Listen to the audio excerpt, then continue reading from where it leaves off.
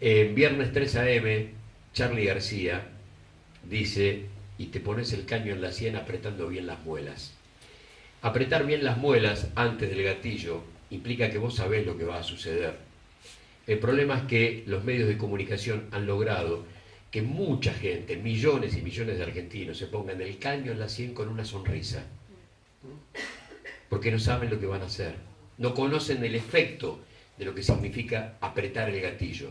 Entonces, cuando hablamos del suicidio, que es una imagen que nos sirve para poder entender qué es lo que van a hacer, eso del tiro en la pierna, el tiro en el pie de esos tipos, lo primero que tenemos que entender es que muchos seres humanos que nos rodean, algunos de ellos con, por supuesto, mucho protagonismo en toda esta historia, pero otros son víctimas de los medios de comunicación. En todas las charlas que damos, y ayer estábamos en Pico y un par de compañeros plantearon algunas preguntas al respecto, a veces los que están fuera de los medios de comunicación creen que cuando nosotros arrancamos el listado de los problemas que tenemos a partir de los medios estamos simplificando lo que nos pasa. Y la verdad es que nosotros entendemos que el núcleo duro de lo complejo que vivimos anida en los medios de comunicación. Después hay un listado de un montón de otras cosas, pero que si no comienzo por los medios de comunicación, estoy perdido. No hay ningún otro país del mundo donde un tipo tenga en su bolsillo cerca del 90% de los medios de comunicación. Y cuando hablamos del grupo Clarín, estamos hablando de 300 canales de cable, de 80 radios, de 70 diarios, estamos hablando de eso. Pero además hablamos de un grupo que a lo largo de 41 años, después de Papel Prensa, después del huevo de la serpiente, tiene tantos huevos en tantas canastas que siempre que hable de cualquier tema habla en defensa propia, porque maneja todos los resortes de la economía nacional. ¿Es el poder? No. ¿Es parte del poder? Sí. Y una parte muy importante del poder. Ahora, miremos lo que sucedió en toda América Latina después de esa irrupción, también en un momento político absolutamente inesperado, de un montón de gobiernos parecidos a sus pueblos. Y ahí la derecha entendió que no había que confrontar políticamente porque no había cómo entrarle a esos gobiernos, no había cómo entrarle a su política económica, no había cómo entrarle a su política de integración continental, no había cómo entrarle a su política de desendeudamiento, no había cómo entrarle a su nueva relación con el mundo. Y entonces entraron en función de la demonización del pasado de la mano de los medios de comunicación. Así se entró. No había cómo entrarle a esos sectores. Y siempre ponemos como ejemplo las 5 campañas que de alguna manera sirvieron como locomotora del trabajo mediático en 2015, en un 2015 electoral. Y ustedes van a coincidir conmigo. La presidenta de la Nación asesina, su jefe de gabinete asesino, Milagro Sala asesina de un militante radical en Jujuy, la cuenta de Nilda y Máximo y Kicillof ganando 400 lucas como supuesto asesor de IPF. Ninguna de esas campañas le apuntaba al bolsillo del argentino, porque por ahí no podían entrar. No había forma de trabajar el hecho de, bueno, mirá, resulta que vivís en un país que ha pauperizado su economía, que pauperizó tu calidad de vida, no había forma. Y entraron por otro lugar, por un lugar que yo siempre emparento con todo lo que cuenta Noam Klein en la teoría del shock y aquello de la tierra arrasada. Noam Klein señala que a partir del 11 de septiembre de 1973, cuando el neoliberalismo llega a América Latina, producto del golpe de Estado que termina con la vida y el gobierno de Salvador Allende, se encuentran las condiciones para que el neoliberalismo reine por primera vez por acá. ¿Y cuáles eran esas condiciones? Bueno, básicamente terrorismo de Estado, control social, convertir al Estadio Nacional de Santiago en la mayor cárcel a cielo abierto que haya visto alguna vez seguramente la humanidad, muerte de los derechos laborales, muerte de la Constitución. Entonces el neoliberalismo puede aparecer. Y de esa manera decirle de la noche a la mañana a millones de chilenos, señores a casa, la fábrica cierra, y a partir de ahora, como remozando la División Internacional del Trabajo del siglo XIX, los productos elaborados los pone el norte, ustedes van a poner la economía extractivista, se van a casa, y cuando muera la economía real vamos a vivir con respirador artificial que se llama deuda externa.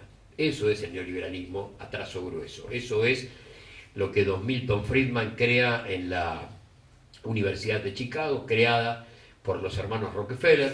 Como ven, la historia es una suma de causalidades y nunca de casualidades, ¿no?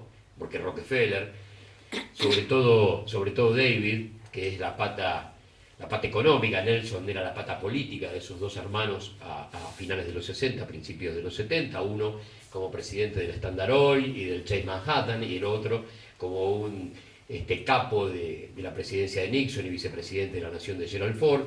Los tipos entienden que hay que cambiar la estructura económica, y esa estructura económica del patio trasero va a tener que ver con generar de la mano de la deuda un enorme condicionante político, porque siempre que hablamos de deuda externa, cada dólar es un condicionante político.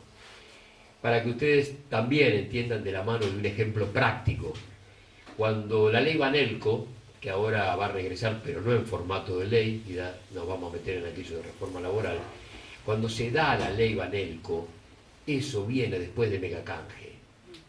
Entonces, yo te voy a salvar, voy a estirar un vencimiento de 50.000 millones de dólares, pero vos me vas a dar reforma laboral, me vas a dar la flexibilización. Así nace la cosa. Por lo tanto, cuando vos generás una deuda externa con un bono a 100 años, lo que estás generando es todo tipo de dependencia política por un siglo. No solamente una deuda, no solamente un problema económico. Me estás trayendo un condicionante, un ancla político que no va a poder generar desde adentro ninguna contrafuerza que haga posible, bueno muchachos, yo soy soberano, no, te olvidaste, tenés un bono a 100 años. Yo soy independiente, no, te olvidaste, tenés un bono a 100 años. Ya lo vivimos, ¿no? El empréstito de la Barin fue algo demasiado similar por 80, por lo tanto sabemos muy bien de qué se trata. Cuando nosotros hablamos de neoliberalismo, en el libro lo hacemos sin eufemismos. ¿Y por qué? Porque ellos tienen la necesidad de mentir permanentemente. La mentira para ellos es su combustible. Mienten en campaña porque sus deseos son inconfesables. Mienten mucho más cuando son gobierno porque ya sus deseos son mucho más inconfesables que cuando estábamos en campaña. Pero nosotros tenemos la necesidad, yo diría la obligación, como ustedes quieran, como ciudadanos, como periodistas, como militantes, de hablar sin eufemismos. Entonces, planteamos en el arranque del libro como una de las grandes certezas nuevas para implementar ahora, porque en realidad para nosotros es una certeza muy vieja, que el neoliberalismo es una teoría económica de terribles consecuencias políticas y sociales que es incompatible con la democracia. Así de simple, incompatible con la democracia. ¿Y por qué? Porque cualquier teoría destinada a ensanchar los privilegios de la minoría en detrimento de los derechos colectivos choca de frente con la República, choca de frente con la Constitución.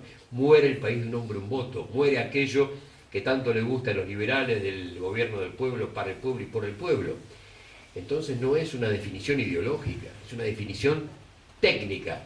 Cualquier proyecto político-económico destinado a ensanchar los privilegios de la minoría en detrimento de los derechos colectivos choca de frente con la Constitución, choca de frente con la República y es absolutamente enemiga de la democracia. Si no, vamos a tener que reformular la palabra democracia. Pero mientras tanto, mientras democracia tenga el mismo significado con el que fue parida, esto no es democracia, esto es otra cosa.